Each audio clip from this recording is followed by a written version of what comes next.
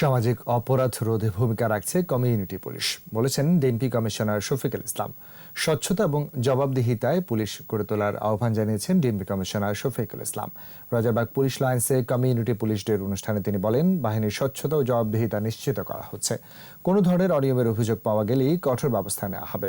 আইনি অধিকার পেতে সাধারণ মানুষকে যাতে ভোগান্তিতে পড়তে না হয় তার জন্য সেবার মান আরও বাড়ানোর তাগিদও দেন ডিএমপি কমিশনার। বলেন, জনগণের সহযোগিতা ছাড়া পুলিশের পক্ষে দায়িত্ব পালন করা সম্ভব নয়। এই দেশটা আমরা কতিপয় দুর্বৃত্তের কাছে আমরা ছেড়ে দিব, সেটি প্রত্যাশা করা আমাদের ঠিক না। আসেন আমরা সবাই মিলে যদি চেষ্টা করি, অবশ্যই একটি শান্তিপূর্ণ সমাজ আমরা বিনির্মাণ করতে পারবো, যেখানে মাদক থাকবে না।